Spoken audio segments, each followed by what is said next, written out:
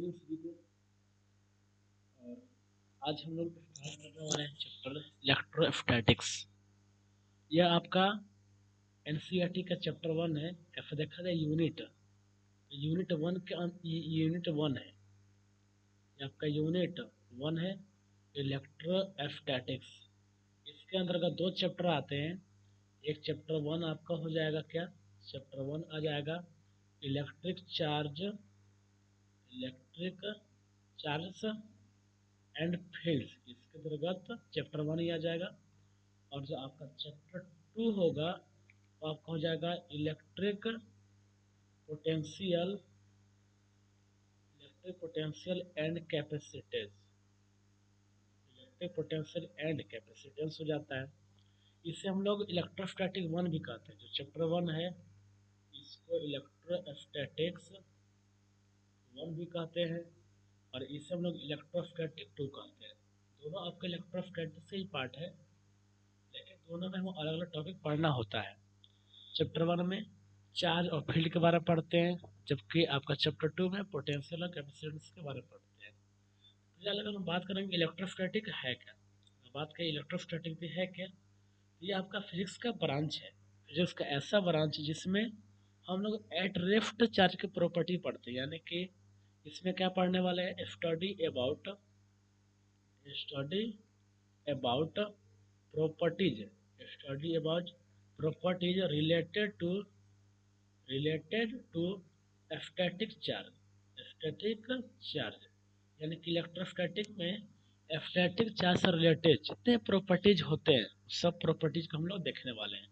यानी कि इलेक्ट्रोस्टैटिक ऐसा ब्रांच है जिसमें एट रेस्ट चार्ज के बारे में पढ़ने वाले हैं। यानी कि जब चार्ज रेस्ट में होगा कौन कौन से प्रॉपर्टी शो करता है, हम इन सब चीज़ों के बारे में पढ़ने वाले हैं। तो मेनली सबसे जो पहला प्रॉपर्टी होता है इलेक्ट्रिक फील्ड होता है। चार्ज अगर रेस्ट में है तो सबसे पहला प्रॉपर्टी को इलेक्ट्रिक फील्ड शो करता है। जब उसका हम पोजीशन में चेंज लाते हैं, जब उस चार्ज को एक पॉइंट से दूसरे पॉइंट तक लिखते हैं तो वहाँ पर पोटेंशियल आ जाता है, जिसके कंसेप्ट पर हम अब कैपेसिटेंस को पढ़ते हैं। चलिए हम लोग शुरू करते हैं आज का क्लास। तो ध्यान दीजिएगा, सबसे पहले हम चार्ज के बारे में पढ़ने वाले हैं कि चार्ज आपका है क्या। तो सिंपल सा अगर आपको डेफिनेशन बता दें तो चार्ज है क्या, तो किसी भी मैटर से एसोसिएट है ऐसा प्रॉपर्टी है जिसके कारण यह इलेक्ट्रिक और मैग्नेटिक इफेक्ट क्या करता है, प्रोड्यूस कर पाता है और एक्सपीरियंस कर पाता है, दोनों चीजें। चार्ज मैटर के साथ एसोसिएट एक ऐसा प्रॉपर्टी, एसोसिएट यानी कि मैटर है तो उसके पास चार्ज होगा ही होगा। अब देखिए कोई भी अगर मैटर है तो बना किससे है, एटम से। और एटम में क्या होता है, प्रोटॉन होते हैं, इलेक्ट्रॉन होते हैं। प्रोटॉन इलेक्ट्रॉन है क्या, ये सब बेसिक चार्ज है। हम यहाँ बात करने वाले हैं केवल चार्ज का, नॉट नेट चार्ज। यानी कि मैटर के साथ एसोसिएटेड एक ऐसा प्रॉपर्टी जिसके कारण यह इलेक्ट्रिक और मैग्नेटिक इफेक्ट को प्रोड्यूस कर पाते हैं और एक्सपीरियंस कर पाते हैं। यानी कि जब किसी चार्ज बॉडी के नज़दीक या जब किसी चार्ज के नज़दीक कोई अदर चार्ज को लाएंगे तो वह अपने ऊपर इलेक्ट्रिकल या मैग्नेटिक इफेक्ट को आपको अनुभव कर पाएगा। या उसी प्रकार जब चार्ज लेफ्ट में होगा तो इलेक्ट्रिक फील्ड होगा। जब अगर चार्ज क्या लेफ्ट में हो, अगर चार्ज मान लेते हैं, इसे मान लेते हैं कि चार्ज है आपका, चार्ज अगर लेफ्ट में रहेगा तो क्या क्या करेगा, ये आपका इलेक्ट्रिक फील्ड प्रोड्यूस करेगा। लेकिन चार्ज जब क्या हो जाएगा, मोशन में हो जाएगा, चार्ज अगर मोशन में हो जाएगा तो ये इलेक्ट्रिक फील्ड और मैग्नेटिक फील्ड दोनों क्रिएट करता है। और ये ऐसा करेंगे, इलेक्ट्रिक फील्ड और मैग्नेटिक फील्ड आपका यह दोनों क्रिएट करता है। तो हम लोग इन सब प्रॉपर्टी को बारी बार से पढ़ेंगे। अभी फिलहाल हम लोग इलेक्ट्रिक चार्ज के जो स्टैटिक प्रॉपर्टीज है, यानी कि जो इलेक्ट्रिक फील्ड वाला प्रॉपर्टी है उसके बारे में फिलहाल जानेंगे। तो चार्ज है क्या, मैटर के साथ एसोसिएट है कैसा प्रॉपर्टीज है, एक प्रॉपर्टी जिसके कारण ये इलेक्ट्रिकल और मैग्नेटिक इफेक्ट को प्रोड्यूस कर पाता है या फिर एक्सपीरियंस कर पाता है। चलिए अब इसका जाते हैं ओरिजिन ऑफ इलेक्ट्रिक चार्ज, आखिर ये शुरुआत और इसका मतलब ओरिजिन क्या है। तो बताया अभी कि आपका जितने भी एटम्स है वो बने किससे हैं, जितने भी एटम्स है वह आपका इनिशियली होते हैं न्यूट्रल। यानी कि एटम्स ऐसे हैं जिसमें क्या होगा, प्रोटॉन होगा सेंटर में, इलेक्ट्रॉन होते हैं। कोई भी अगर एटम्स है तो उसमें जितना प्रोटॉन है उतने आपका इलेक्ट्रॉन होते हैं। यानी कि आपका इलेक्ट्रिकल न्यूट्रल होता है।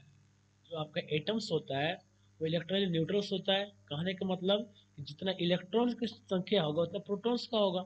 और दोनों पर चार्ज क्या होता है, सिमिलर होता है बस अपोजिट। इलेक्ट्रॉन पर कितना होता है, -1.6 10 टू द पावर -90 कूलम होता है। प्रोटॉन पर बात करें तो +1.6 10 टू द पावर -90 कूलम होता है। तो दोनों पर चार्ज सेम होता है, लेकिन इसका नेचर के अपोजिट, जिसके कारण किसी भी एटम का नेट चार्ज आपका 0 हो जाता है। तो आपको, लेकिन अगर हम बात करेंगे कि कोई बॉडी चार्ज, किसी भी एटम को चार्ज कब कहेंगे, यानी कि जो चार्ज, जो पार्टिकल्स है उसको चार्ज का पार्टिकल कब कहेंगे, जब उसका न्यूट्रलिटी का डिस्टर्बेंस कर देंगे। यानी डिस्टर्बेंस करना मतलब कि या तो हम इलेक्ट्रॉन की संख्या घटा दें या तो बढ़ा दें, तो आपका प्रोटॉन इलेक्ट्रॉन में क्या हो जाएगा, एक डिस्टर्बेंस उत्पन्न हो जाएगा। तो हम कोई भी बॉडी को चार्ज कैसे कर सकते हैं, तो सिंपल तरीका है कि उसके जो न्यूट्रलिटी है, यानी कि इलेक्ट्रॉन और प्रोटॉन के जो आपका नंबर बराबर होता है उसको आप चेंज कर दीजिए। चेंज करने का तरीका आगे पढ़ने वाले हैं कि हम कैसे चेंज कर सकते हैं। यानी कि जब किसी भी हम एटम के न्यूट्रलिटी को डिस्टर्ब कर देंगे तब वो एक चार्ज एटम आपका कहला जाता है। पहला पहला केस है कि अगर एटम इलेक्ट्रॉन को लॉस करता है, कोई भी इलेक्ट्रॉन अगर इलेक्ट्रॉन को लॉस कोई भी अगर एटम्स इलेक्ट्रॉन को लॉस करता है तो उस पर पॉजिटिव चार्ज डेवलप हो जाते हैं। यानी कि उसमें होता क्या है कि प्रोटॉन की संख्या आपका ज़्यादा हो जाएगा और इलेक्ट्रॉन की संख्या कम हो जाएगा। तो इसीलिए इस पर पॉजिटिव चार्ज डेवलप हो जाता है। कहने का मतलब उसका पॉजिटिव इफेक्ट प्रभावी हो जाता है। उसी प्रकार अगर जब कोई एटम इलेक्ट्रॉन को गेन करेगा, जब कोई एटम इलेक्ट्रॉन गेन करता है उस पर नेगेटिव चार्ज आता है। क्यों? क्योंकि उस समय आपका जो इलेक्ट्रॉन की जो संख्या होता है, इलेक्ट्रॉन की संख्या प्रोटॉन से ज़्यादा हो जाता है। यानी कि उस एटम में नेगेटिवली इफेक्ट पॉजिटिवली से ज़्यादा हो जाता है, इसीलिए बोलते हैं उस पर नेगेटिव चार्ज आ गया। चलिए इसके बाद बात करेंगे कि यानी कि हम किसी भी एटम को हम इलेक्ट्रॉन दे या फिर ले, यानी कि वह इलेक्ट्रॉन अगर लॉस करे या फिर गेन करे, दोनों ही कंडीशन में आपका चार्ज डेवलप होता है। और यहाँ पर एक याद रखिएगा कि जो इलेक्ट्रॉन्स का जो मास होता है वह लगभग नेग्लिजिबल होता है और प्रोटॉन का भी कुछ ज़्यादा नहीं होता। लेकिन अगर हम बात करें प्रोटॉन का मास, तो इलेक्ट्रॉन का मास आपका ज़्यादा होता है। यानी कि जब भी आपका चार्ज का ट्रांसफर होगा तो साथ में मास का भी ट्रांसफर होता है। जैसे कोई दो बॉडी मान लेते हैं, एक बॉडी है दो बॉडी है, अगर इलेक्ट्रॉन इसमें से निकल के इसमें जा रहा है, प्रोटॉन क्यों नहीं जाता है? इसका रीजन यह है कि प्रोटॉन न्यूक्लियस में होता है और वह स्ट्रॉन्ग न्यूक्लियर फोर्स से बंधा होता है। उसको न्यूक्लियस से निकालने के लिए बहुत ही लार्ज अमाउंट में हमें एनर्जी चाहिए, जो जनरली हम प्रोवाइड नहीं कर पाते हैं। या फिर अगर हम प्रोटॉन को न्यूक्लियस से निकालेंगे तो आपका एटम का एग्जिस्टेंस क्या हो जाएगा, खत्म हो जाएगा, यानी कि वो एटम ही आपका नहीं रहेगा। इसीलिए जनरली आपका इलेक्ट्रॉन्स का वर्क फंक्शन क्या होता है, कम होता है। यानी कि इलेक्ट्रॉन्स को हम आसानी से इजेक्ट कर पाते हैं, सभी इलेक्ट्रॉन को नहीं। वैसे इलेक्ट्रॉन जो फ्री होते हैं, जो फ्री इलेक्ट्रॉन्स होते हैं, उनको हम इजिली एटम से बाहर निकाल सकते हैं। तो वैसे इलेक्ट्रॉन का हम बात करने वाले हैं। तो मान लेते हैं कि एक बॉडी है, दो दूसरा बॉडी है। तो इस बॉडी से इस बॉडी में इलेक्ट्रॉन का ट्रांसफर हो रहा है। तो जब ये इलेक्ट्रॉन का ट्रांसफर होगा तो इलेक्ट्रॉन अपने साथ मास भी कैरी करता है। इलेक्ट्रॉन है, इलेक्ट्रॉन का मास कितना होता है, ये मास ऑफ इलेक्ट्रॉन दिया हुआ है आपको 9.1 into 10 to the power -31 kg। यानी कि जब भी इलेक्ट्रॉन का ट्रांसफर होगा साथ ही साथ आपका मास का भी ट्रांसफर होता है। क्यों? क्योंकि एक चीज याद रखिएगा कि without mass charge can not exist. Without mass charge without mass charge can not exist but without charge mass exist. लिख सकते हैं कि but without charge but but without charge mass mass can be exist. यानी कि इसका मतलब हुआ कि मास के बिना चार्ज एग्जिस्ट नहीं करेगा, लेकिन चार्ज के बिना मास एग्जिस्ट कर सकता है। जैसे कि कोई अगर न्यूट्रल एटम है तो उसके पास कोई नेट चार्ज नहीं है, लेकिन मास आपका होता है। लेकिन वह अगर चार्ज है, कोई चार्ज पार्टिकल है, तो उसके पास मास होगा। ये 100% बात क्या है, सही है। यानी कि जब भी आपका मास इलेक्ट्रॉन का ट्रांसफर होता है, यानी कि चार्ज का ट्रांसफर होता है, तो वहां पर साथ ही साथ आपका मास का ट्रांसफर होता है। कितना होता है? तो अगर एक इलेक्ट्रॉन ट्रांसफर हुआ है, एक इलेक्ट्रॉन का ट्रांसफर हुआ है, तो वह एक इलेक्ट्रॉन के जो मास के बराबर आपका मास ट्रांसफर होगा। लेकिन मान लेते हैं कि 10 इलेक्ट्रॉन का ट्रांसफर हुआ है, अगर इसमें से मान लेते हैं कि 10 इलेक्ट्रॉन ट्रांसफर हुआ है, तो मास कितना होगा? तो अगर हम मास की बात करेंगे तो 10 इंटू मास ऑफ इलेक्ट्रॉन, यानी कि एक इलेक्ट्रॉन के मास में जो 10 से मल्टीप्लाई कर देंगे, तो इतने अमाउंट में मास इसी से क्या हो जाता है? आपका ट्रांसफर हो जाता है। इसीलिए जिससे इलेक्ट्रॉन का ट्रांसफर होगा उसका मास क्या होता है? डिक्रीज हो जाता है।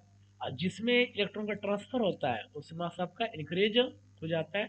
यही आपका जो पॉइंट्स यहाँ पर है, जिस पॉइंट्स बना दे रहे हैं, इस पॉइंट को आप ध्यान दीजिएगा। या फिर यहाँ जो अंडरलाइन कर देंगे हम, यहाँ पर अंडरलाइन कर दे रहे हैं, इसमें यही बात लिखा हुआ है कि अगर इलेक्ट्रॉन से अगर कोई गेन करता है, कोई भी अगर मान लीजिए कि हमारे पास मटेरियल है या फिर एटम्स है, कोई भी एटम्स अगर इलेक्ट्रॉन को गेन करता है तो उसका मास क्या होता है? इंक्रीज होता है। यहाँ पर अंडरलाइन कर दे रहे हैं कि it gains electrons and therefore it mass increases.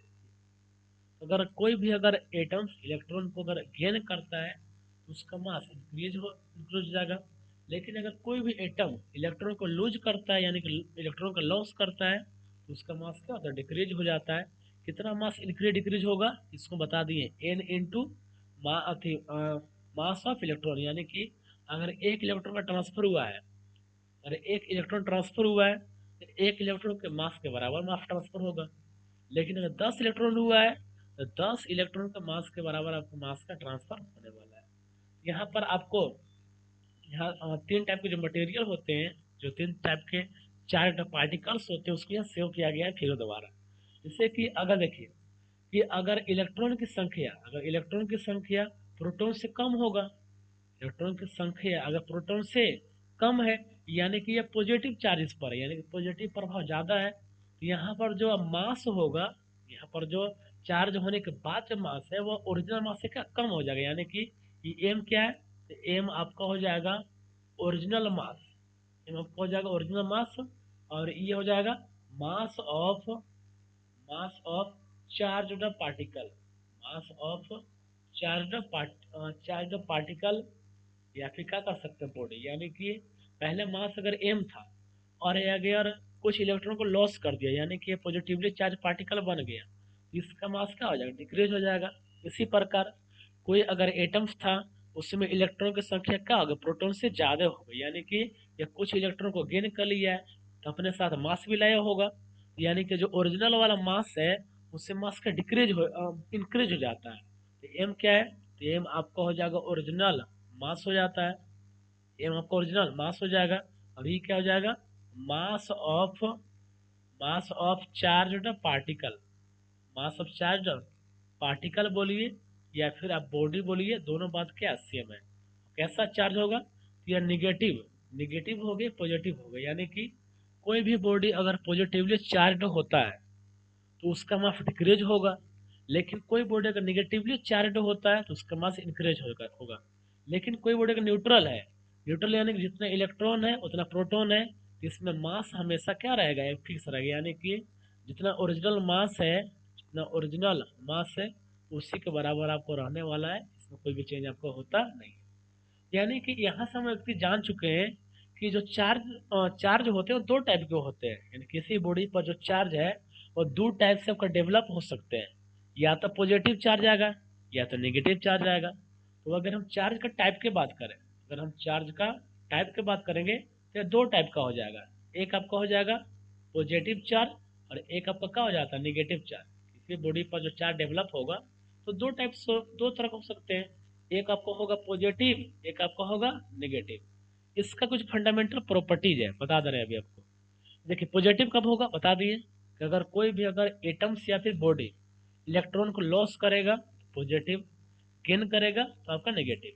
इसका बात करेंगे फंडामेंटल प्रॉपर्टीज, यानी कि फंडामेंटल फंडामेंटल यानी कि बेसिक, फंडामेंटल या फिर basic properties of electric charge बोलिए या फिर चार्ज बोलिए, दोनों बात क्या है? सेम है। इलेक्ट्रिक चार्ज बोलेंगे, चार्ज बोलेंगे, दोनों बात सेम है। और पहला क्या है कि जो आपका लाइक चार्ज होगा ना, लाइक चार्ज रिपेल करता है, लाइक चार्ज आपका रिपेल करेगा। कहने का मतलब अगर पॉजिटिव पॉजिटिव है तो यहाँ पर आपका रिपल्सन होगा, उसी प्रकार का नेगेटिव नेगेटिव है तो यहाँ पर भी आपका रिपल्सन होगा। यानी कि अगर सिमिलर चार्ज होगा, लाइक चार्ज होगा तो वहाँ पर क्या होगा, रिपल्सन होता है। लेकिन अगर हम बात करेंगे अनलाइक चार्ज, अनलाइक चार्ज यानी कि डिसिमिलर, यहाँ पर क्या होगा, अट्रैक्शन होगा। इसका मतलब ये हुआ कि अगर एक बॉडी पॉजिटिवली चार्ज है, एक नेगेटिवली चार्ज है, तो इनके बीच क्या लगेगा, अट्रैक्शन का आपको फोर्स लगेगा, ये फॉर अट्रैक्शन। उसी प्रकार कोई अगर मतलब कि अगर दो अलग अलग नेचर का अगर चार्ज बॉडी है तो उनके बीच हमेशा क्या लगेगा, अट्रैक्शन लगेगा। अगर सिमिलर है, प्लस प्लस या फिर माइनस माइनस वाला है, तो उनके बीच हमेशा क्या होगा, रिपल्सन होगा। क्या लिख दे रहे हैं कि आर फोर क्या है, आर फोर आपका रिपल्सन है, आर फोर रिपल्सन हो जाएगा, और ए फोर क्या हो जाएगा, ए फोर आपका अट्रैक्शन हो जाता है। तो इन सब बातों का भी याद रखिएगा ताकि आने वाला जो टॉपिक्स है वहाँ पर आसानी से हम आ पाएंगे। कुछ और भी प्रॉपर्टीज होगा है इसका जो हम लोग आगे आने वाले स्लाइड में देखने वाले हैं। तो देखिए ये आपको फिगर के सामने दिख रहा है आपको, ये है क्या चीज, तो वही फंडामेंटल प्रॉपर्टी जो बताएं अभी उसको एक्सप्लेन किया हुआ है कि दो हम लेंगे स्फीयर, एक पर है प्लस और एक पर है माइनस। तो जब हम प्लस प्लस वाला स्फीयर को पास लाते हैं तो इनके बीच क्या होता है, रिपल्सन होता है।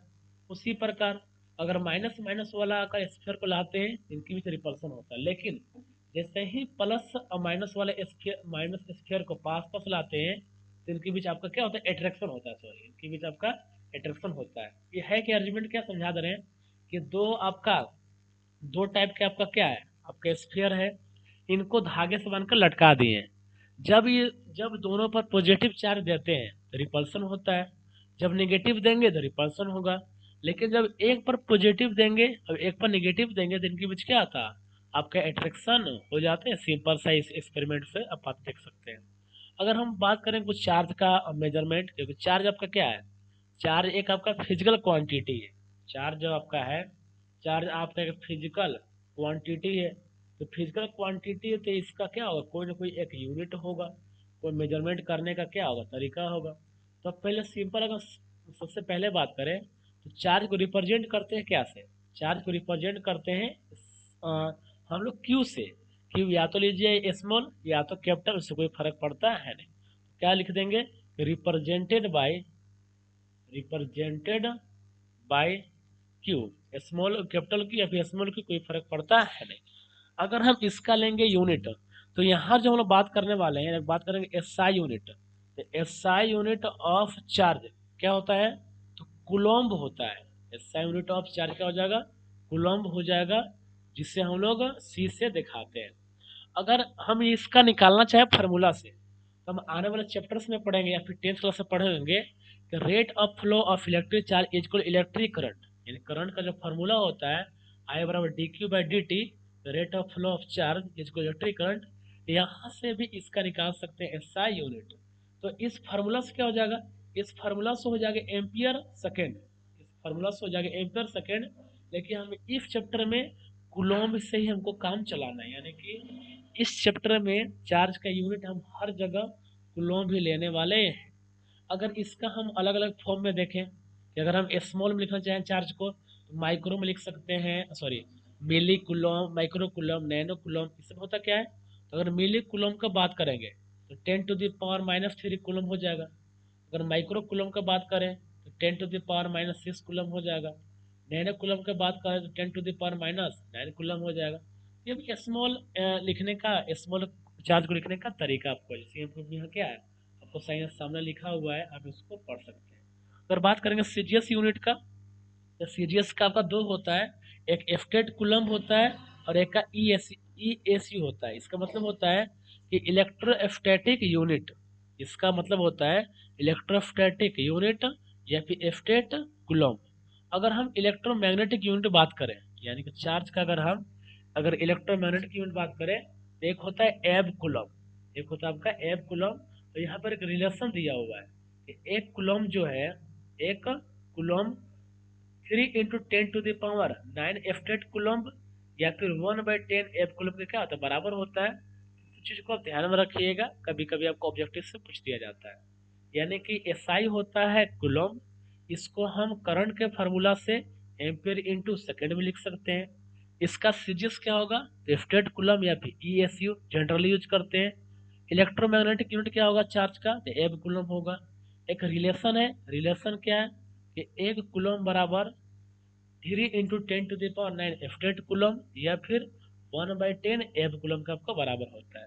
बात करेंगे डायमेंशन का, वह जो फार्मूला सामने दिख रहा होगा ये फार्मूला, इस फार्मूला से निकाल पाएंगे हम कि चार्ज बराबर आई इंटू डी टी। तो आई का करंट, करंट का एम्पियर, डी टी टाइम जिसका हो जाएगा टी, यानी कि इसका डायमेंशन क्या हो जाएगा, ए टी आपको हो जाता है। आखिर सबसे अगर नोट्स क्या है, नोट्स में आप देख लीजिएगा कि चार्ज के बारे में किन्होंने बताया, तो जो बेंजामिन फ्रैंकलिन है उन्होंने सबसे पहले चार्ज का नामकरण किए थे।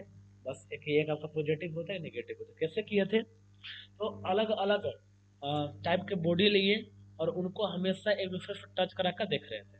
कुछ कुछ केस में चार्ज डेवलप हो रहा था, उसमें चार्ज जीरो हो जा रहा था। तो इन्हें समझ नहीं आ रहा था कि आखिर एक्चुअल में ऐसा क्यों हो रहा है। इन्होंने मैथमेटिकल रूप से इसको एक्सप्रेस किया कि अगर हम जब पॉजिटिव और निगेटिव आपस में जोड़ते हैं तो क्या जीरो आ जाता है। पॉजिटिव और निगेटिव को आपस में जोड़ेंगे जीरो आ जाएगा। यानी कि जितना पॉजिटिव होगा, जितना पॉजिटिव होगा अगर उतना ही नेगेटिव हो, इनका सम आपस में क्या होता है, जीरो होता है। यानी कि जब दो तरह के चार्ज बॉडी को हम पास में लाएं तो उनका तब उनका नेट चार्ज जीरो हो गया। इसका मतलब कि दोनों बॉडी पर जो चार्ज है वो सिमिलर मतलब सेम अमाउंट में है, लेकिन नेचर में अपोजिट है। उनमें से कोई एक पॉजिटिव है, कोई एक नेगेटिव है, तभी तो उनका सम हमेशा क्या आ रहा है, जीरो आ रहा है। बस इस बेसिस पर उन्होंने चार्ज का नामकरण कर दिए थे। अगर हम एग्जिस्टेंस ऑफ टू अगर चार्ज बोले तो ये किसके द्वारा हो गया, तो डुफॉग हो नाम साइंटिस्ट थे जिन्होंने आपका चार्ज के बताया था कि ये दो टाइप के आपका होता है, लेकिन ये नहीं बताया था कि पॉजिटिव होता है कि नेगेटिव होता है। नामकरण बेंजामिन फ्रैंकलिन ने किए थे, बस इन्होंने ही बताया था कि दो तरह का चार्ज आपका होता है। अगर इसको हम ये इसको याद रखिएगा, ये आपको बहुत बार पूछा गया है कि ESU of charge is the smallest unit of charge while Faraday is largest। Faraday कहाँ से आएगा, तो हम लोग जब अगला चैप्टर पढ़ेंगे कैपेसिटेंस वाला तो वहां समझ में आ जाएगा कि फैराडे आपको कहाँ से आ गया। यानी कि एक फैराडे बराबर 96,500 कूलम आपका चार्ज होता है। इस बात को याद रखिएगा केवल कि कभी कभार आपका पूछ दिया जाता है। और बाकी आपका इधर लिखा हुआ ESU को लोग स्ट्रेट कूलम कहते हैं या फिर फ्रैंकलिन कहते हैं, जिस जो आपका EMU यानी कि जो इलेक्ट्रोमैग्नेटिक यूनिट है उन सब का संबंध रखता है। यानी कि जब इलेक्ट्रोमैग्नेटिक यूनिट को और इलेक्ट्रोस्टैटिक यूनिट को तो दोनों का हम रेशियो लेंगे, मेरा क्या आ जाएगा 3 × 10⁻10 का आपको बराबर आ जाता है। बस इसको बस ये सब चीज़ें है आपको ये सब ध्यान में रखने की आवश्यकता है, इनको याद कर रखने की आवश्यकता नहीं है, बस कहीं कहीं आपको पूछ दिया जाता है, बस इसको याद रखिएगा। अगर बात करेंगे पॉइंट चार्ज का, पॉइंट चार्ज है क्या, तो सिंपल से देखेंगे कि एक फाइनाइट साइज का बॉडी जिसको जो पॉइंट चार्ज की तरह बिहेव करेगा, अगर यह इनवर्स स्क्वायर इलेक्ट्रिक फील्ड को क्या करता है, प्रोड्यूस करता है। अब इसका मतलब क्या होता है हम लोग आगे देखने वाले हैं। इस जो लाइन बोला कि फाइनाइट साइज बॉडी में behave like a point charge if it produce an inverse square field. यानी कि हम किसी भी एक बॉडी को पॉइंट चार्ज तब मानने वाले हैं जब उसके कारण जो उत्पन्न होने वाला इलेक्ट्रिक फील्ड है वह आपका डिस्टेंस के स्क्वायर के इन्वर्सली प्रोपोर्शनल होने वाला है। सिंपल से याद रखिएगा कि हम किसी भी बॉडी को पॉइंट चार्ज तब कंसीडर करेंगे जब उसके द्वारा प्रोड्यूस किया गया इलेक्ट्रिक फील्ड डिस्टेंस के स्क्वायर के इन्वर्सली प्रोपोर्शनल होगा, तब उसे हम पॉइंट चार्ज क्या करेंगे, कंसीडर करने वाले हैं। यानी कि एक आइसोलेटेड चार्ज बॉडी है उसको पॉइंट चार्ज की तरह क्या करते हैं, पर पॉइंट चार्ज तरह बिहेव कर सकता है at very large distance as well as very very small distance close to its surface. यानी कि कोई अगर आइसोलेटेड चार्ज है, आइसोलेटेड यानी कि जैसे कि एक चार्ज रखा हुआ है, एक चार्ज रखा हुआ है और हमें ऐसे एज्यूम करना होगा कि इसके अगल बगल आपका कोई भी आपका चार्ज है ही नहीं, यानी कि यह इसके अगल बगल जितने भी चार्ज प्रेजेंस होंगे उन सबसे ये अनअफेक्टेड होगा, इस पर कोई भी आपका प्रभाव नहीं पड़ेगा, तब इसे हम आइसोलेटेड मानते हैं। कभी कभी सुने होंगे इसका आइसोलेशन, हॉस्पिटल में होता है आइसोलेशन, जैसे कि कोरोना वायरस आया था तो आइसोलेशन में रखा जा रहा था, यानी कि एक ऐसा चेम्बर होता है जिसमें किसी बाहरी पर्सन को या कोई अदर पर्सन को उसमें अलाउ नहीं किया जाता है, ताकि उसमें कोई भी अलग की बीमारी उत्पन्न ना हो जाए। तो वही आइसोलेट बॉडी, यानी कि एक ऐसा बॉडी जिसका जिसका जिस पर प्रभाव बाकी बॉडी का आपको पड़ता नहीं है, यानी कि हमें ऐसा एज्यूम किया करना होता है कि उस बॉडी के अलावा उसके अगल बगल में कोई और बॉडी आपका है ही नहीं। वही कि जो आपका आइसोलेटेड चार्ज स्फीयर है उसको हम पॉइंट चार्ज मान सकते हैं लार्ज डिस्टेंस के लिए भी, और उसके सरफेस के लिए, सरफेस के नज़दीक जो चार्ज होगा उसके लिए भी हम पॉइंट चार्ज कंसीडर कर पाएंगे। चलिए कुछ और भी प्रॉपर्टीज है चार्ज का, जैसे कि बताएं अभी कि चार्ज क्या है, ट्रांसफरेबल है, यानी कि चार्ज चार्ज को हम ट्रांसफर कर सकते हैं, इसको याद रखिएगा। कुछ प्रॉपर्टी चार्ज को ट्रांसफर कर सकते हैं, यानी कि जब एक चार्ज बॉडी को किसी अनचार्ज बॉडी कॉन्टेक्ट में लाते हैं तो अनचार्ज बॉडी भी क्या होता है, चार्ज हो जाता है। क्यों? क्योंकि अब वहाँ पर कुछ इलेक्ट्रॉन का आपका ट्रांसफर हो जाता है। जैसे कि एक मान लेते हैं कि आपका एक पॉजिटिवली चार्ज बॉडी है और एक आपका क्या मान लेते हैं न्यूट्रल बॉडी है। जब हम इन दोनों को पास पास लाएंगे, यानी कि जब एक पॉजिटिव चार्ज बॉडी को एक न्यूट्रल बॉडी के हम संपर्क में लाए, यहाँ पे कुछ इलेक्ट्रॉन का क्या होता है, ट्रांसफर हो जाता है, कुछ इलेक्ट्रॉन का ट्रांसफर होता है। अब किसमें से किसमें होगा या डिपेंड करता है वर्क फंक्शन पर, हम जनरली बता दिए। जिसका वर्क फंक्शन कम होगा उसमें से इलेक्ट्रॉन निकल कर आपका हायर वाले वर्क फंक्शन की ओर चले जाते हैं। ये हम मानते चलते हैं कि आपका जो इसका वर्क फंक्शन है पॉजिटिव वाला का लेस देन किससे है, वर्क फंक्शन आपका न्यूट्रल वाला का। वर्क फंक्शन है क्या, तो इलेक्ट्रॉन के निकलने के लिए मिनिमम अमाउंट ऑफ एनर्जी, तो जिस पार्टिकल से इलेक्ट्रॉन को निकालने के लिए सबसे कम एनर्जी चाहिए उसका वर्क फंक्शन कम है, जिसके लिए ज़्यादा चाहिए उसका वर्क फंक्शन क्या है, ज़्यादा। यानी कि डब्ल्यू नोट होता क्या है, डब्ल्यू नोट आपका होता है work function. Work function, work function है क्या, यह लिख सकते हैं minimum amount of energy, minimum amount of energy required to required to eject the electron, required to eject the electron from a body, यानी कि किसी भी बॉडी से इलेक्ट्रॉन के निकालने के लिए जो मिनिमम अमाउंट ऑफ एनर्जी चाहिए वह उसका वर्क फंक्शन होता है। हम ऐसा मान के चल रहे हैं कि इसका वर्क फंक्शन क्या है, इससे कम है, इलेक्ट्रॉन का इधर से क्या हो गया, ट्रांसफर आपका हो गया। ऐसा जरूरी नहीं है कि हमें से इधर से इधर हो, आपके इधर से इधर भी आपका चार्ज का ट्रांसफर हो सकता है। और जब हम इन दोनों को दूर दूर करेंगे तो आपके इलेक्ट्रॉन का ट्रांसफर हुआ है तो ये अभी तक पॉजिटिव पॉजिटिव रह जाएगा, लेकिन जो न्यूट्रल वाला था वह एक निगेटिवली चार्ज पार्टिकल आपको बन जाता है। यानी कि इस पर पॉजिटिव पहले से था और इलेक्ट्रॉन को ट्रांसफर किया है तो और पॉजिटिव ही रह गया, और जो न्यूट्रल वाला था इलेक्ट्रॉन को गेन किया है तो क्या बन जाएगा, यह आपका नेगेटिवली चार्ज पार्टिकल बन जाएगा, नेगेटिवली चार्ज आपका ये बॉडी बन जाएगा।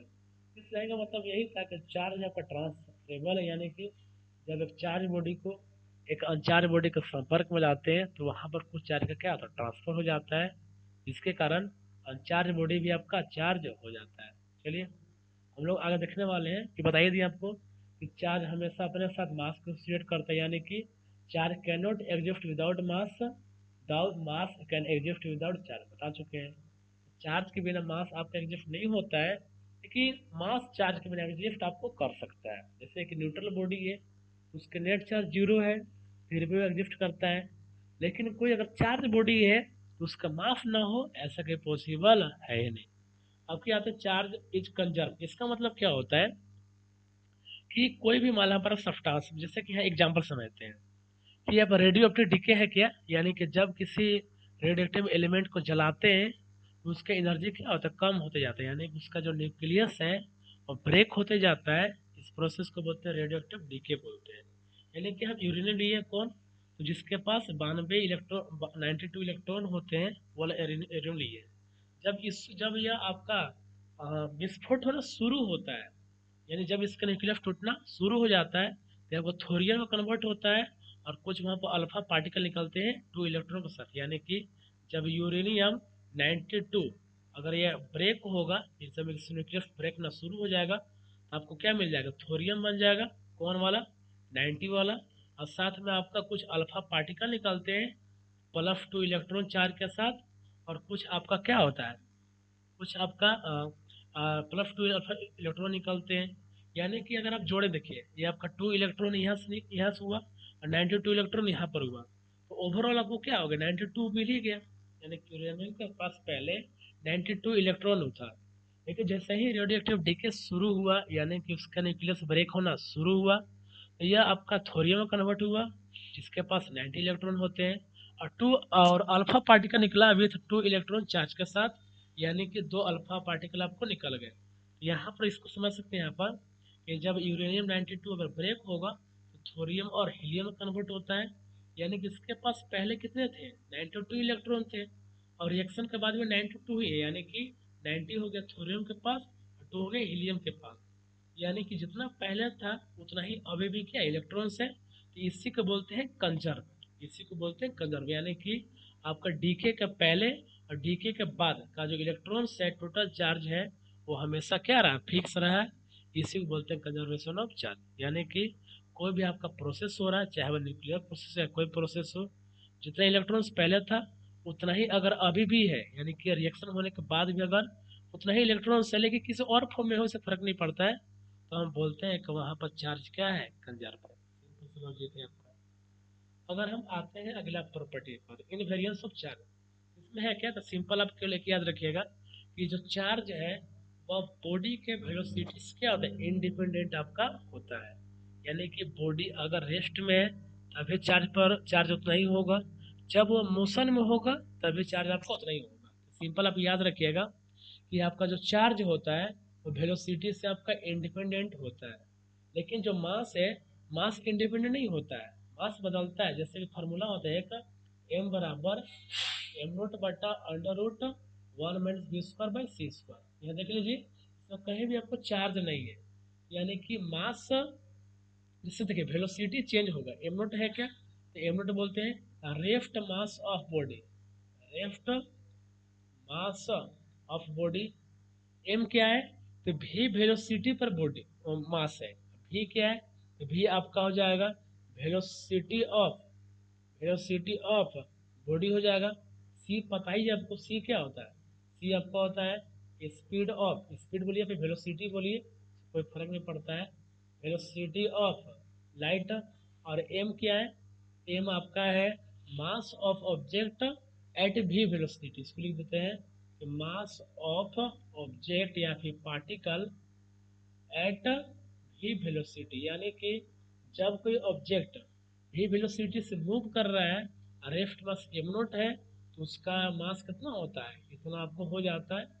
आप इसको याद रखिएगा। यानी कि कहने का मतलब है कि मास आपका वेलोसिटी से इंडिपेंडेंट नहीं होता है, मास वेलोसिटी पर डिपेंड होता है। मास अगर आपका अगर वेलोसिटी चेंज हो रहा है तो उसका मास भी चेंज होगा, लेकिन चार्ज आपका वेलोसिटी से इंडिपेंडेंट होता है, बस इस बात का आप याद रखिएगा। अगला प्रॉपर्टीज क्या है, कि चार्ज प्रोड्यूस इलेक्ट्रोमैग्नेटिक फील्ड, सबसे शुरू आपको बताया था कि चार्ज अगर लेफ्ट में होगा तो यह केवल क्या प्रोड्यूस करता है, इलेक्ट्रिक फील्ड को प्रोड्यूस करता है अपने चारों ओर। लेकिन जब चार्ज आपका क्या मोशन में हो जाए, मोशन में कैसा, तो यूनिफॉर्म मोशन, चार्ज अगर कांस्टेंट वेलोसिटी से चलना शुरू कर दे, यानी कि अनएक्सेलरेटेड जो मोशन होगा, वहाँ पर इलेक्ट्रिक फील्ड तो होता ही है, साथ ही साथ आपको मैग्नेटिक फील्ड भी होता है। चार्ज है, इलेक्ट्रिक फील्ड होगा ही होगा, लेकिन चार्ज अगर यूनिफॉर्म मोशन करने लगे या कांस्टेंट वेलोसिटी से चलने लगे, तो चार्ज अपने सराउंडिंग में एक मैग्नेटिक फील्ड क्रिएट करना क्या होता है, शुरू हो जाता है। लेकिन अगर चार्ज जैसे ही एक्सेलरेट हो गया, चार्ज अगर जैसे ही एक्सेलरेट हो गया, तो इलेक्ट्रिक फील्ड भी प्रोड्यूस होंगे और मैग्नेटिक फील्ड प्रोड्यूस होंगे। साथ ही साथ यहाँ पर कुछ आपका एनर्जी भी रेडिएट होने लगता है, किसके फॉर्म में, तो आपका इलेक्ट्रोमैग्नेटिक फॉर्म, इलेक्ट्रोमैग्नेटिक वेव्स के फॉर्म में आपका यहाँ पर एक एनर्जी आपका रेडिएट होने लगता है। इसको इस लाइन को आप ध्यान से देखिएगा कि if the motion of charge particle is accelerated, it not only produce electric and magnetic field but also radiates energy in the space surrounding the charge in the form of electromagnetic waves। इस बात को याद रखिएगा आप कि जब charge left में होगा तो ओनली इलेक्ट्रिक फील्ड क्रिएट करेगा, चार्ज अगर अनएक्सेलरेटेड मोशन करे यानी कि एक कांस्टेंट वेलोसिटी से चलेगा, वहां पर इलेक्ट्रिक फील्ड और मैग्नेटिक फील्ड दोनों होता है। लेकिन जैसे ही चार्ज आपका एक्सेलरेट होगा, इलेक्ट्रिक फील्ड और मैग्नेटिक फील्ड के साथ साथ वो चार्ज अपने सराउंडिंग में एक एनर्जी भी रेडिएट करना शुरू कर देता है। किसके फॉर्म में? इलेक्ट्रोमैग्नेटिक वेव्स के फॉर्म में आपकी एनर्जी को रेडिएट करना शुरू कर देता है। अगर इसको आगे आइएगा, ठीक है, फिगर में दिखाया गया है, चार्ज अगर लेफ्ट में होगा तो इलेक्ट्रिक फील्ड, कांस्टेंट वेलोसिटी होगा तो दोनों आपका होगा, लेकिन यहाँ पर कोई रेडिएशन नहीं होगा। लेकिन जैसे ही वेलोसिटी कांस्टेंट वेरिएबल हुआ, यानी कि जैसे ही चार्ज एक्सेलरेट हुआ, इसका वेलोसिटी इंक्रीज होने लगा, इलेक्ट्रिक फील्ड मैग्नेटिक फील्ड तो होगा ही, साथ में आपका एनर्जी रेडिएट होने लगा किसके फॉर्म में? तो इलेक्ट्रोमैग्नेटिक वेव्स के फॉर्म में आपका यहाँ पर एक एनर्जी रेडिएट होना शुरू हो जाता है। अब आता है अगला, इसकी एक और प्रॉपर्टी है, बोल रहा है कि चार sides on the surface of conductor. Simple है, आप याद रखिएगा कि जब भी आप किसी एक कंडक्टर को चार्ज देते हैं, जब भी हम किसी कंडक्टर को चार्ज देते हैं, तो चार्ज उस कंडक्टर के अंदर ना रह के उसके सरफेस पर डिस्ट्रीब्यूट हो जाता है। ऐसा क्यों? क्योंकि यह कंडक्टर अपने से होकर चार्ज को पास होने के अलाउ करता है, इसलिए जो चार्ज है उसके अंदर ना रह के उसके सरफेस पर आपका डिस्ट्रीब्यूट हो जाता है। इन सबको आगे हम पढ़ने वाले हैं। जैसे कि कोई एक स्फीयर मान लेते हैं, इसको चार्ज हम दिए अंदर की ओर, चार्ज इसके हम सेंटर पर रखें, तो चार्ज सेंटर पर ना रख के इसके कहाँ जाएंगे?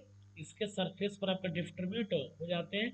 आप इस बात को याद रखेंगे, यानी कि जब हम किसी एक कंडक्टर को चार्ज देंगे तो चार्ज उसके अंदर ना रह के उसके आउटर सरफेस पर क्या होता है? डिस्ट्रीब्यूट हो जाते हैं। चाहे वह बॉडी सॉलिड हो चाहे वह हॉलो, उससे कोई फर्क पड़ता नहीं है। तो अब इस बात को नोट कर लीजिएगा, एग्जाम में आया हुआ चीज है कि एक हॉलो स्फीयर है, एक सॉलिड स्फीयर है, दोनों को आप सेम अमाउंट में चार्ज दिए हैं, यानी कि दोनों का रेडियस भी सेम है और दोनों को सेम अमाउंट में चार्ज दिए हैं। बताइए किसके सरफेस पर चार्ज आपका अधिक होगा? तो कि दोनों में से किसी भी सरफेस के सरफेस पर चार्ज अधिक नहीं होगा, दोनों के सरफेस पर सेम चार्ज होगा।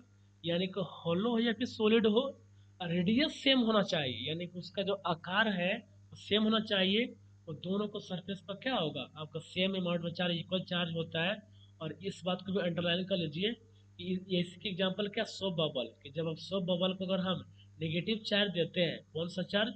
जब हम नेगेटिव चार्ज देते हैं तो ये आपका एक्सपेंड होने लगता है, यानी कि इसका जो सरफेस एरिया है वो आपका इंक्रीज होना शुरू हो जाता है। आपको इसको याद रखिएगा, जब सोप बबल को नेगेटिव चार्ज अगर हम देंगे तो या इसका सरफेस क्या होता है? इंक्रीज होना आपको शुरू हो जाता है। तो इसमें आपका जो लाइन्स जो बोले अभी, ये बहुत ही आपको इम्पोर्टेंट है, एग्जाम में आपका आया हुआ चीज़ है। अगला आते हैं, अगला है क्या? Charge leaks from sharp point, यानी कि ये कोई अगर स्फेरिकल बॉडी है, अगर आप चार्ज इसको दिए तो चार्ज इसके सरफेस पर यूनिफॉर्मली डिस्ट्रीब्यूट हो जाएगा। जैसे कि अगर एक स्फीयर मान लेते हैं, इस पर हम चार्ज दिए कुछ अमाउंट में, तो चार्ज इसके सरफेस पर यूनिफॉर्मली डिस्ट्रीब्यूट हो जाएगा। लेकिन अगर इरेगुलर शेप का बॉडी, जैसे कि यहाँ लिखा है कि अगर कोई इरेगुलर शेप का बॉडी हो, कहीं का सरफेस उठा हुआ कहीं का धंसा हुआ है, तो आपका जो चार्ज है वो हमेशा एक शार्प जो पॉइंट होता है, जो शार्प पॉइंट होता है उसकी ओर आपका फ्लो कर जाते हैं। इसको बोलते हैं शार्प शार्प रीजियन, यानी कि जो शार्प क्षेत्र होगा, ये जो नुकीला वाला भाग है, वहां पर चार्ज आपका क्या हो जाते हैं? उधर के फ्लो होना आपको शुरू हो जाते हैं।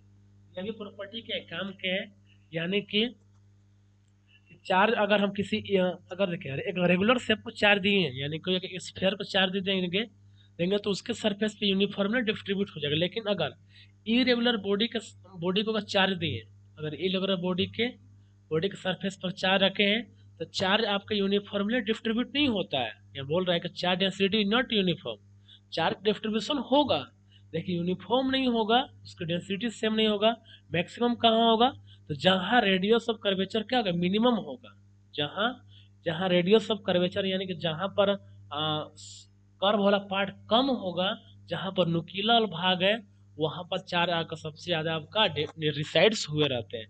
यानी कि जो आपका सरफेस का डेंसिटी है वह आपके 1/r, यानी कि रेडियस जितना अधिक होगा, आपका डेंसिटी उतना ही क्या होगा? कम होगा। और रेडियस जितना ही कम होगा उतना ही इसकी डेंसिटी अधिक होगा। इस बात को याद रखिएगा, यानी कि इसको जैसे जहाँ यहाँ पर देखिएगा, यहाँ पर रेडियस क्या है, यहाँ पर रेडियस आपका कम है, यहाँ पर जो है आपका कर्व पार्ट कम है, तो रेडियस कम है इसलिए यहाँ का डेंसिटी क्या ज़्यादा है।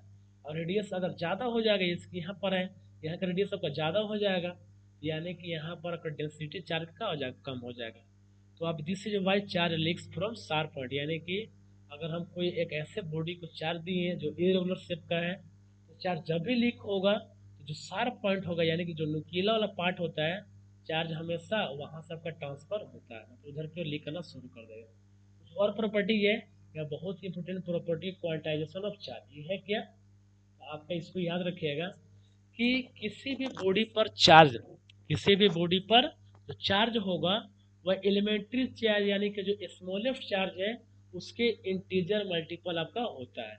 यानी कि किसी भी बॉडी पर जो चार्ज है वह एलिमेंट्री चार्ज यानी कि जो स्मॉलेस्ट चार्ज है उसके इंटीजर मल्टीपल होता है।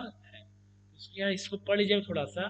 When a physical quantity can have only discrete value rather than any value, यानी कि किसी भी अगर सॉरी आगे पढ़ते हैं और भी, और कि when a physical quantity can have only discrete value rather than any value, the quantity is said to be quantized, यानी कि यदि भी किसी physical quantity का कोई कंटिन्यूस वैल्यू ना होके एक डिस्क्रीट वैल्यू होता हो, यानी कि एक अलग अलग वैल्यू होता हो, तो उस क्वांटिटी को हम लोग क्वांटाइज्ड बोलते हैं। यानी कि वही बात क्या कर रहे हैं, उसको थोड़ी यहाँ लगाएंगे कि किसी भी बॉडी का जो चार्ज होगा वह एलिमेंट्री चार्ज के एलिमेंट्री चार्ज यानी कि जो स्मॉलेस्ट चार्ज है उसके इंटीजर मल्टीपल होता है। अगर हम बात करेंगे कि अपने यूनिवर्स में स्मॉलेस्ट चार्ज क्या होता है, तो अभी तक का जो नॉलेज है, अभी तक का जो आपका थ्योरी है, उसके हिसाब से इलेक्ट्रॉन का चार्ज आपका स्मॉलेस्ट होता है। हाँ, कुछ रिसेंटली यहाँ पर क्वार्क्स के बारे में बताया गया है, ये आपका एक्सपेरिमेंटली प्रूफ नहीं है। अगर बात करेंगे कि इसके बारे में बस थ्योरी आया है, या आपका एक्सपेरिमेंटली प्रूफ, इसका प्रूफ अभी तक नहीं मिला है, इसीलिए हम एलिमेंट्री चार्ज यानी कि स्मॉलेस्ट चार्ज कंसीडर नहीं करेंगे। तो यहाँ बोल दिया गया कि quarks do not exist in free state, quanta of charge is still E, यानी कि जो क्वांटाइजेशन जो चार्ज किसी भी बॉडी जो क्वांटाइजेशन रूल लगाएंगे उसके लिए आपको इलेक्ट्रॉन का चार्ज ही आपको लेना होगा। यानी कि इसका कहना मतलब ये हुआ कि किसी भी बॉडी पर जो चार्ज है वो अभी भी एलिमेंट्री चार्ज के इंटीजर मल्टीपल के रूप में ही पाया गया है। तो इलेक्ट्रॉन का चार्ज आपका मैक्सिमम होता है। अगर हम इलेक्ट्रॉन का चार्ज इतना मान ले क्या मतलब इतना होता ही है, और इससे हम एलिमेंट्री यूनिट यानी कि एलिमेंट्री चार्ज के रूप में कंसिडर करते हैं, तब किसी भी बॉडी पर जो चार्ज होगा वह एलिमेंट्री चार्ज के आपके इंटीजर मल्टीपल होता है। इंटीजर यानी कि कोई भी नेचुरल वैल्यू होगा या तो प्लस में या तो माइनस में। अगर प्लस में लेंगे तभी वो इंटीजर कहलाएगा, और माइनस में लेंगे तभी वो इंटीजर कहलाएगा। यानी कि जो जो नेचुरल वैल्यू होंगे प्लस और माइनस में, वही आपके इंटीजर कहलाते हैं। यानी कि एन का वैल्यू एक से लेकर इनफाइनाइट जाएगा, प्लस या फिर माइनस में। आप इसको याद कर लीजिएगा कि चार्ज किसी बॉडी पर जो चार्ज है वो कभी भी आपका फ्रैक्शन में नहीं हो सकता है। चार्ज किसी बॉडी पर जो चार्ज है वो कभी भी आपका फ्रैक्शन में नहीं हो सकता है, आप इसको याद रख सकते हैं। अगर बात किया जाए मिनिमम मैक्सिमम चार्ज, तो मैक्सिमम चार्ज कैसे निकालेंगे, तो नंबर ऑफ इलेक्ट्रॉन इंटू एक इलेक्ट्रॉन को चार्ज, आपको निकालना होगा किसी भी बॉडी का मैक्सिमम चार्ज, तो उस बॉडी में प्रेजेंट इलेक्ट्रॉन की संख्या में जब इलेक्ट्रॉन के चार्ज से क्या कर देंगे, मल्टीप्लाई कर देंगे, तो आपको निकल जाएगा मैक्सिमम उसके पास चार्ज। अगर हम एक चीज और बात करें कि मिनिमम चार्ज कितना होगा, किसी भी बॉडी पर जो मिनिमम चार्ज कितना होगा, तो मिनिमम चार्ज इलेक्ट्रॉन के चार्ज के बराबर होगा। इससे छोटा चार्ज आपका पॉसिबल नहीं है, आप इस बात को ध्यान में थोड़ा सा रखिएगा। अब आते हैं मास और चार्ज में कंपेरिजन करते हैं। थोड़ा सा इसको बता दे रहे हैं कि आपका सबसे पहले बता पॉइंट क्या होगा कि चार्ज कैनॉट एग्जिस्ट विदाउट मास। याद रखिएगा, charge cannot exist without mass but mass exist without charge. इस पहले बता चुके हैं, अब इसको याद रखिएगा। इलेक्ट्रिक चार्ज के वैल्यू प्लस माइनस जीरो कुछ भी हो सकता है, लेकिन मास कभी भी आपका नेगेटिव नहीं होता, यानी कि जो नेगेटिव कभी नहीं हो सकता है। किसी बॉडी का जो चार्ज है मास है कभी आपका नेगेटिव होगा नहीं, जब भी होगा आपका पॉजिटिव वैल्यू होता है। इसके बाद बताएं कि आपका कोई भी बॉडी अगर अपने साथ चार्ज कैरी किया हुआ है तो वो वेलोसिटी से क्या होता है, इंडिपेंडेंट होता है। यानी कि कोई भी एक चार्ज कैरिंग बॉडी है वो आपका वेलोसिटी से इंडिपेंडेंट इंडिपेंडेंट होता है, वेलोसिटी से कोई फर्क पड़ता नहीं है। लेकिन कोई अगर मास बॉडी है तो वेलोसिटी से क्या होता है, डिपेंडेंट होता है। यानी कि अगर आप वेलोसिटी क्या करेंगे, इंक्रीज करिएगा, अगर वेलोसिटी को अगर आप इंक्रीज करते हैं तो उसका मास भी क्या होता है, इंक्रीज हो जाता है। किस फैक्टर से, इस फैक्टर से आपको बता चुके हैं कि एम नोट क्या है, रेफ्ट मास है बॉडी का, भी आपका बॉडी की वेलोसिटी है, सी वेलोसिटी ऑफ लाइट है। अगर हमें सब पता होगा तो किसी भी एक वेलोसिटी पर हम बॉडी का मास को निकाल पाएंगे। अगला चार्ज क्या होता है, क्वांटाइज। क्वांटाइज यानी कि ये जब भी होगा तो स्मॉल ए का आपका इंटीजर मल्टीपल होगा। लेकिन ऐसा कभी भी अभी तक मास के बारे में क्वांटाइजेशन रूल आया नहीं है। यानी कि क्वांटाइजेशन, मास के लिए क्वांटाइजेशन अभी तक स्थापित नहीं हुआ है, इसको याद रखें। यानी कि आपका मास फ्रैक्शन में भी हो सकता है और आपका एक इंटीजर वैल्यू में भी हो सकता है। इंटीजर यानी कि आपका नेगेटिव तो होगा नहीं। जो मास है, मास इधर है, याद रखिएगा, मास can not be negative, negative होगा ही नहीं, और जीरो ये तो पॉसिबल ही नहीं है। यानी कि चार्ज जब भी होगा तो पॉजिटिव होगा। तो पॉजिटिव में आपका क्या हो सकता है, पॉजिटिव में कोई एक इंटीजर नंबर होगा, आपका होगा पॉजिटिव इंटीजर। पॉजिटिव इंटीजर हो सकता है या फिर ये फ्रैक्शन भी आपका हो सकता है। यानी कि अभी तक मास के बारे में कोई भी क्वांटाइजेशन रूल अभी तक आया नहीं है। उसके बाद बताएं कि आपका चार्ज क्या होता है, कंजर्व होता है, और मास कंजर्व नहीं होता है।